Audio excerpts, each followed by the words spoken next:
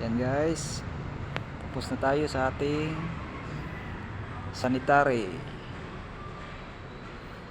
Okay, hintay na lang po pa-flooring tsaka mag asintada. Diretso na po siya sa main lane puntang septic tank, doon po dulo. Yan, madali lang po gawin, basta sakto yung sukat nyo tsaka naka-layout po yung CR nyo. Yan po yung mga installation nya. Okay, floor drain, ventilasyon, tsaka yung sa bowl. Okay, lababo, lavatory po.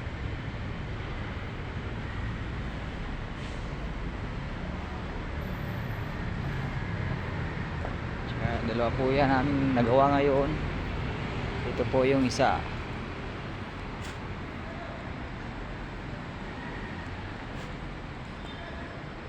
Madali lang po siya i-install, basta naka-layout na po.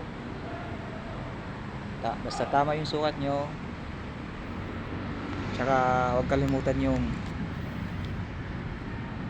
level tsaka yung klibe po ng flowing ng tubig papuntang septic tank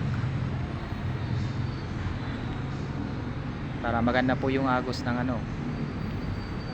tubig.